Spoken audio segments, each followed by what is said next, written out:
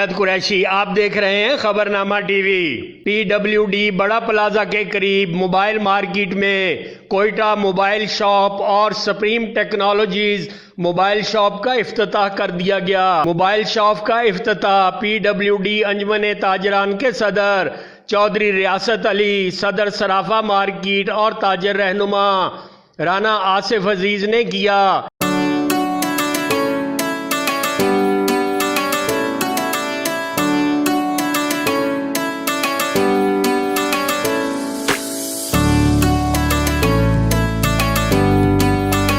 اس موقع پر ملک ندیم، فیاض بھٹ، میاں Qasim, Mahmood, mobile phone shop union کے صدر، ڈاکٹر موبائل کے آنر زاہد بھٹی، اللہ ارائیں، راجہ وراثت اور دیگر تاجران موجود تھے۔ کوئٹہ موبائل شاپ کے آنر عبدالظاہر خان، زبیر شاکر اور سپریم ٹیکنالوجیز شاپ کے آنر وقار علی ہیں۔ اس موقع پر سیاسی سماجی شخصیات کے علاوہ تاجروں کی بہت بڑی تعداد موجود تھی۔ دیکھتے رہیے خبرنامہ ٹی وی، پڑھتے رہیے خبرنامہ میگزین۔